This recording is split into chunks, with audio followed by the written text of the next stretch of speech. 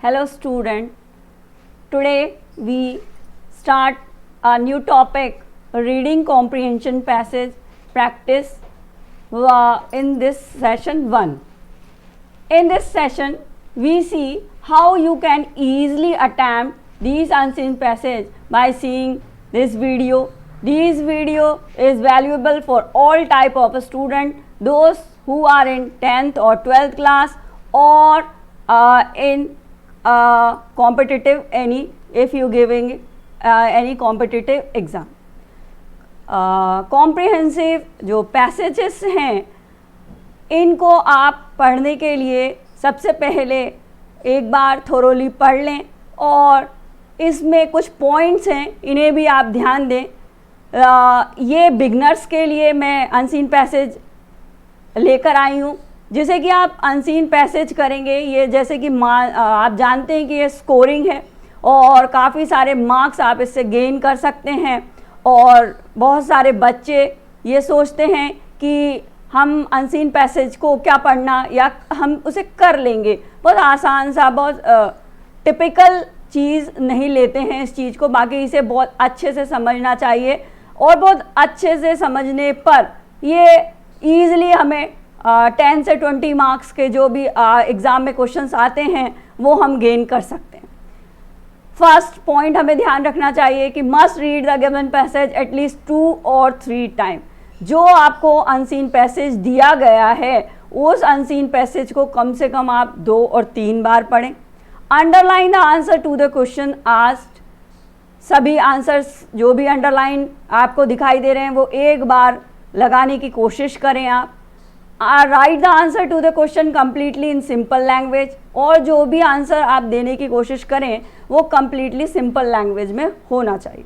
Language should be grammatical होना चाहिए और answer should be from passage to passage और you should not reply incorporating your thought on it. यानी जो आप आंसर्स दे रहे हैं वो आपके पैसेज से ही होना चाहिए. इसका ये मतलब नहीं कि आपके थॉट्स जो भी उस क्वेश्चन से रिलेटेड आ रहे हैं वो अपने हिसाब से अपनी मर्जी से कुछ भी लिख दें. नहीं, उस जो अनसीन पैसेज में दिया गया है उसी से रिलेटेड आप आंसर लिखें.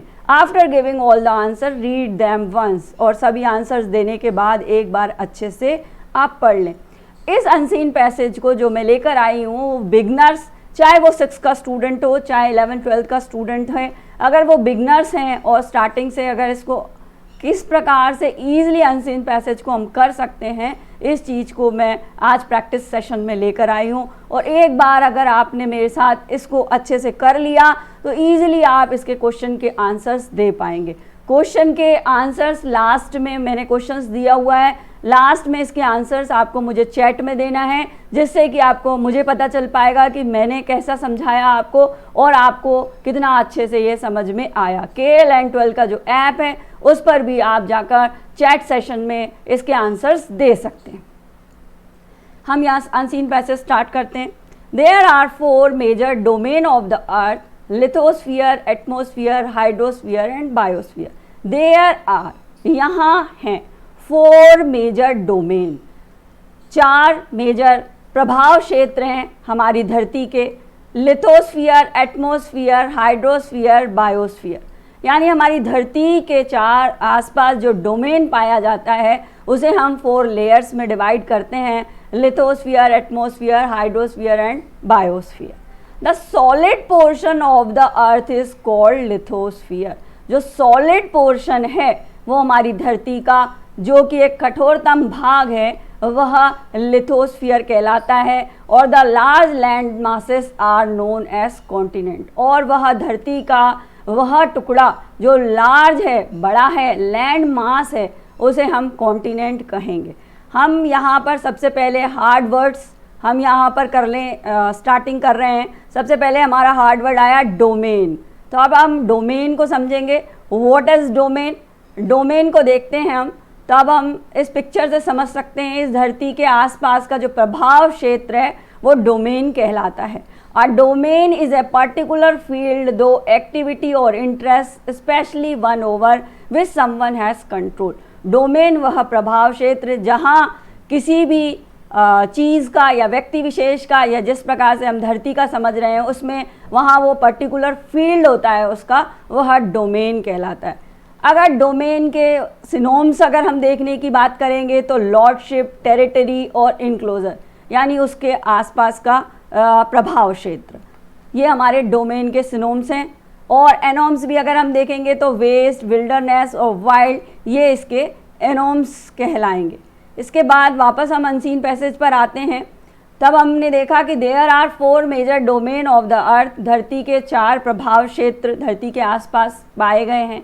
धरती खुद एक कठोरतम भाग है, उस लेयर को हम, उस पार्ट को धरती के लिथोस्फीयर कहेंगे। The large land masses are known as continent, और ये लार्ज लैंड का जो मास है, लार्ज लैंड का जो बड़ा टुकड़ा है, इसे हम कॉन्टिनेंट कहेंगे। अब हमारा टिपिकल वर्ड है कॉन्टिनेंट, तो अब हम कॉन्टिनेंट को समझते हैं। पहले हम लिथोस्फीयर को समझ लेते हैं कि लिथोस्फीयर क्या है। The solid part of earth consisting of the crust and outer mental. Lithosphere वह पार्ट है जो कि सॉलिड है, हमारी धरती के आसपास पाया जाता है। हमारी धरती का वह सॉलिड पार्ट जो मेंटल और कोर और क्रस्ट से बना हुआ है, उसे हम लिथोस्फीयर कहते हैं। लिथोस्फीयर के सिनोम्स हैं क्रस्टल, जियोस्फीयर, और एनोम्स हैं हमारे एटमॉस्फेयर या हाइड्रोस्फीयर। इसके बाद हम अगर अब देखेंगे हम कि हमारे lithosphere, the solid portion of the earth is called lithosphere. Lithosphere का जो सॉलिड पोर्शन है वो लिथोस्फीयर कहलाया धरती का।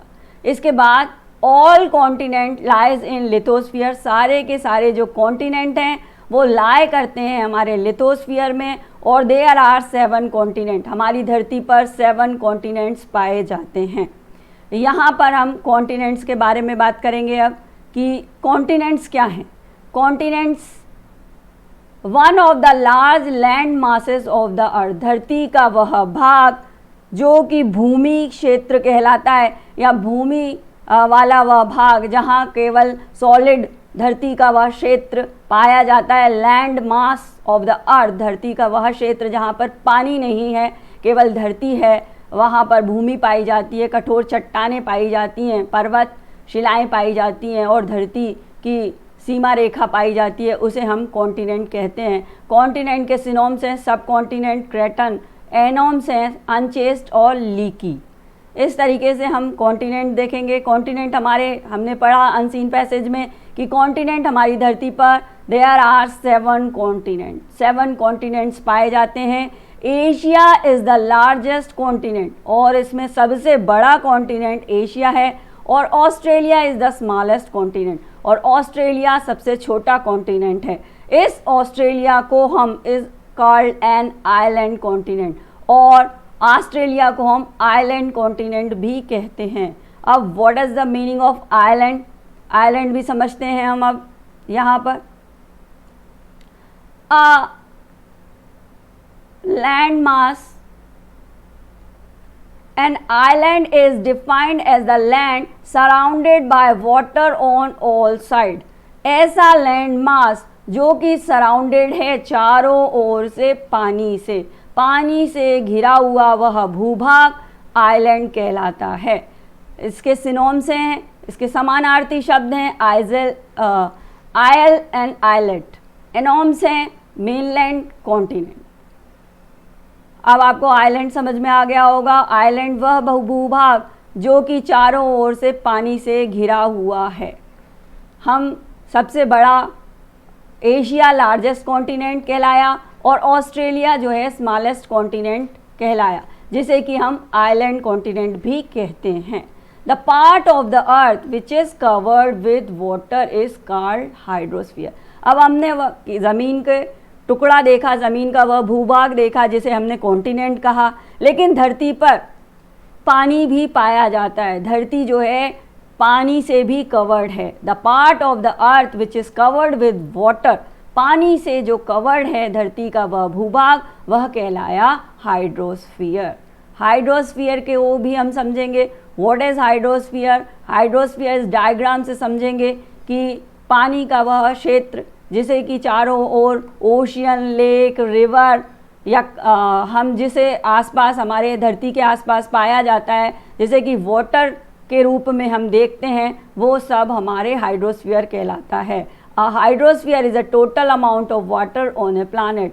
इस धरती पर पाए जाने वाला टोटल अमाउंट, चाहे वो लिक्विड हो, वेपर हो या आइस हो या किसी भी प्रकार से पानी ओशन में, लेक में पाया जाता है, इसे हम हाइड्रोस्फीयर कहते हैं। धरती का वह क्षेत्र जहाँ पर पानी पाया जाता है हाइड्रोस्फीयर कहलाता है। The earth which is covered with water is called hydrosphere. Hydrosphere में आने वाले हमारे ओशियंस हैं, 7 oceans, Pacific ocean, Atlantic Ocean, Indian Ocean, Southern Ocean and Arctic Ocean.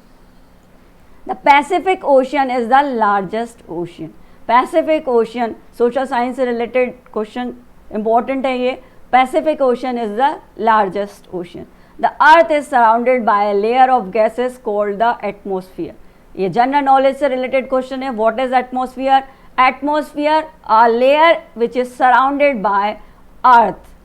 धरती के चारों ओर वह गैसेस की लेयर जिसे कि धरती के चारों ओर धरती को वह घेरे रहती है, उसे हम एटमॉस्फेयर कहते हैं। The atmosphere of earth is the layer of gases commonly known as air retained by earth gravity.